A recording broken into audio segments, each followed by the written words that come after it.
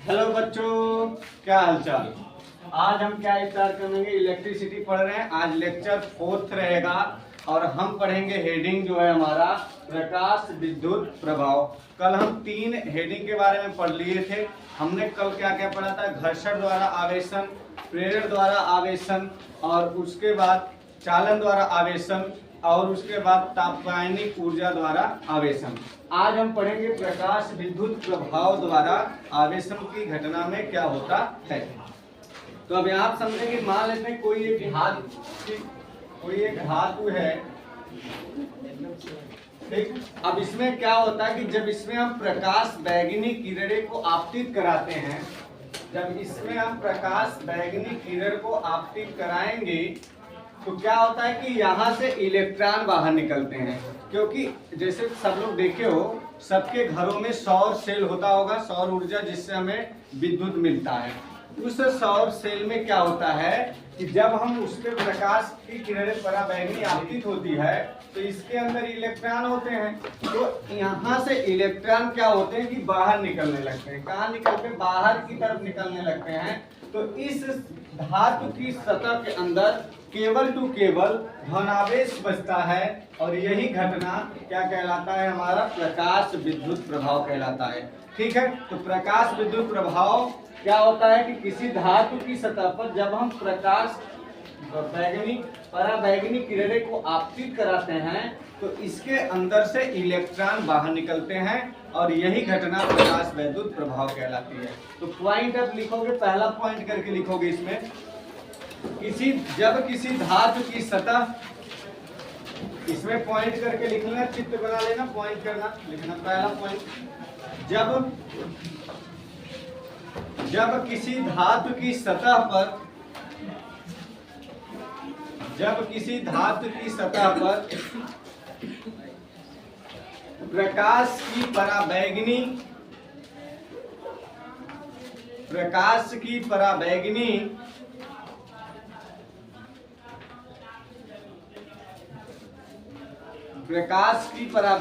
किरणें आपतित कराई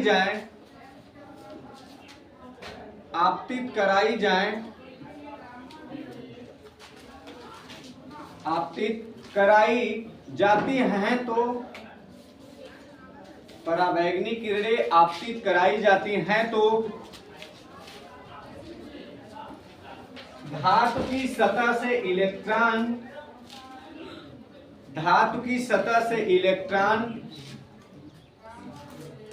उत्सर्जित हो जाते हैं। धातु की सतह से इलेक्ट्रॉन उत्सर्जित हो जाते हैं।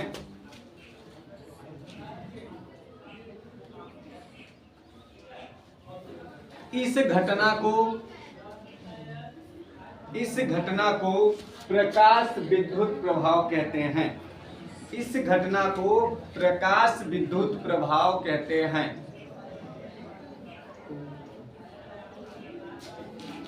इस घटना को प्रकाश विद्युत प्रभाव कहते हैं। और धातु पर धन आवेश आ जाता है। और धातु पर धन आवेश आ जाता है। और धातु पर धन आवेश आ जाता है। दूसरा पॉइंट लिखोगे, इस विधि द्वारा वस्तु पर ऋण आवेश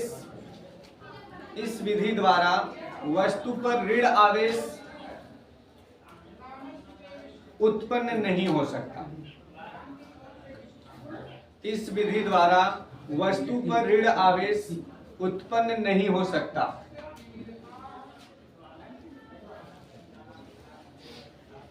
इसमें हमने क्या बताया कि जो प्रकाश विद्युत प्रभाव था, ये धातु की सतह है।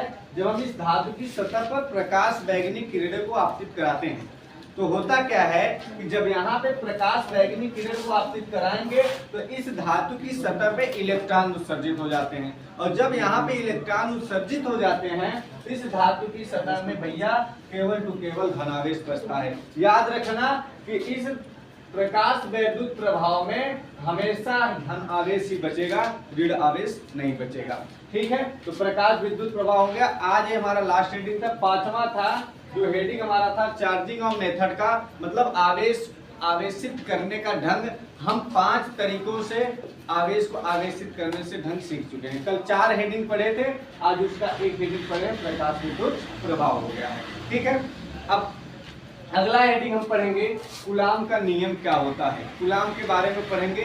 ठीक है, हम क्या पढ़ेंगे अगली हेडिंग, कूलाम का नियम। अब कूलाम का नियम, कूलाम ने नियम दिया था, जैसे न्यूटन के नाम सुने होंगे, कक्षा 9वीं में आप लोग पढ़े होंगे कि अभी एक क्लास ढक के आ ही गए हो। न्यूटन ने क्या बताया था, न्यूटन ने बताया था कि जैसे कि 2 द्रव्यमान हैं, एक m1 है सर, एक m2 है, दोनों r दूरी पर स्थित। ठीक है, इनके बीच एक फोर्स लगता है, उस फोर्स का मान होता है गुरुत्वाकर्षण बल। एक फोर्स मतलब एक बल लगाया जाता है, उस बल का नाम होता है गुरुत्वाकर्षण बल। यहाँ से बोला गया कि क्या होता है, न्यूटन का नियम में बताया गया कि 2 द्रव्यमानों के बीच लगने वाले गुरुत्वाकर्षण बल के अनुपाती, अर्थात F अनुपाती m1 m2। Equation number first लेते थे, बोले कि इन दोनों द्रव्यमानों के बीच की दूरी के वर्ग के व्युत्क्रमानुपाती होता है, अर्थात कि जो F होता है इनके बीच के दूरी के वर्ग के व्युत्क्रमानुपाती होता है। इक्वेशन नंबर 2 हमने बोला क्या, अगर हम इक्वेशन 1 और इक्वेशन 2 को देखें, समीकरण 1 समीकरण 2 तो हमारा यहाँ से आता है F अनुपाती m1 m2 r square. तो यहाँ से होता क्या है कि अगर हम इस अनुपाती का चिन्ह हटाते हैं तो यहाँ एक नियतांक लगता है, यहाँ एक नियतांक लगता है जिसका नाम है कैपिटल G। तो capital G m1 m2 r square ये न्यूटन का गुरुत्वाकर्षण नियम था। तो कूलाम ने सोचा क्या कि क्या हमने जैसे न्यूटन ने नियम दिया था 2 द्रव्यमानों को लेकर के, क्या हम कूलाम का नियम लेकर के नहीं बना सकते हैं? 2 आवेश को ले और आवेश को लेकर के हम अपना नियम देते हैं जैसे न्यूटन ने दिया था। तो उन्होंने किया क्या, उन्होंने कुछ एक्सपेरिमेंट किया। तुम्हें बहुत ध्यान समझना उस एक्सपेरिमेंट को। उन्होंने किया क्या, 2 एक्सपेरिमेंट किया। उन्होंने आवेश लिया Q, उन्होंने 2 आवेश लिया Q। उसके बाद किया क्या कि दोनों आवेशों पर एक, मान लेते हैं इस आवेश पर एक बॉल ली और इस पे घर्षण करा। इस आवेश पे क्या किया उन्होंने, घर्षण कराया और घर्षण कराने के बाद छोड़ दिया। जब घर्षण कराएंगे तो हमने क्या बताया है भाई, अगर एक वस्तु को जब दूसरे वस्तु में आपस में रगड़ेंगे तो एक वस्तु से इलेक्ट्रॉन निकल करके दूसरे वस्तु में स्थानांतरित होते हैं, अर्थात कि इस वाले बॉल में भी इलेक्ट्रॉन आवेश आ जाएगा। अर्थात हम मान लेते हैं Q/2, आधा इस पे चला गया आधा इस पे बचा। पहले क्यों था, बाद में कितना आ गया, Q/2 आ गया। आवेश यहाँ पे कितना था, Q। हम मान लेते हैं जब एक नॉर्मली था ये F बल लगा रहा था, बाद में F' बल लगाने लगा, मतलब A वाला बल इस पे क्या हो गया, ज्यादा लगने लगा।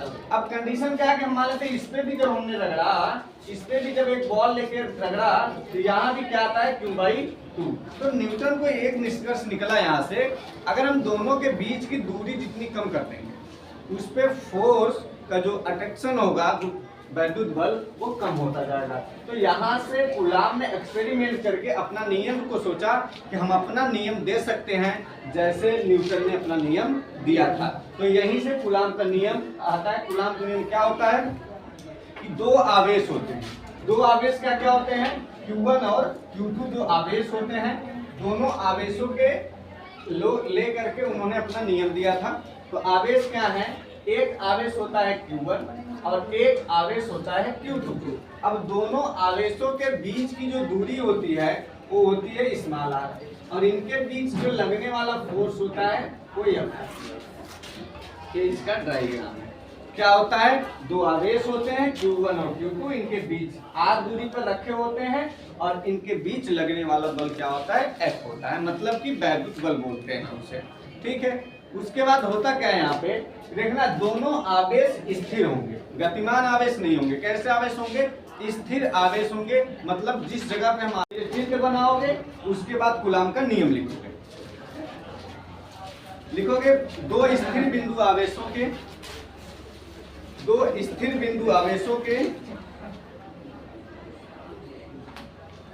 2 स्थिर बिंदु आवेशों के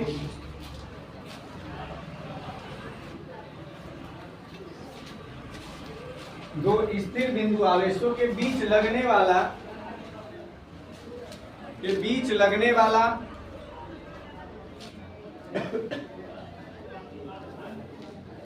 वैद्युत बल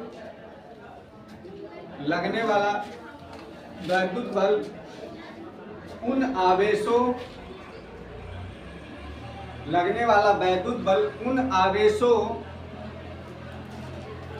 के परिमाणों के गुणनफल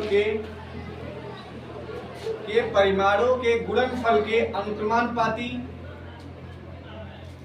तथा उनकी बीच की दूरी के व्युत्क्रमानुपाती, उनके बीच की दूरी के वर्ग के व्युत्क्रमानुपाती होता है।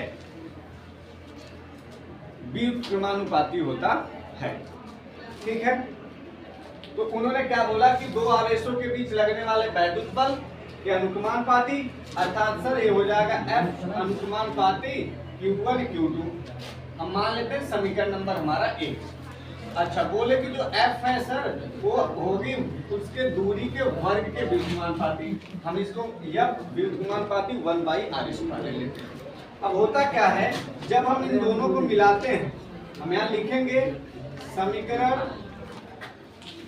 1 व 2 से, जब समीकरण 1 व 2 से करेंगे तो आएगा F अनुक्रमानुपाती Q1 Q2/r²। तो यहाँ से होता क्या है, इस अनुक्रमानुपाती का जब चिन्ह हटाएंगे तो यहाँ पे लगता है नियतांक जिसका नाम है K। तो F बराबर K Q1 Q2/r²। K क्या है? K यहाँ पे है आपका, K यहाँ पे है माध्यम का परावैधुता,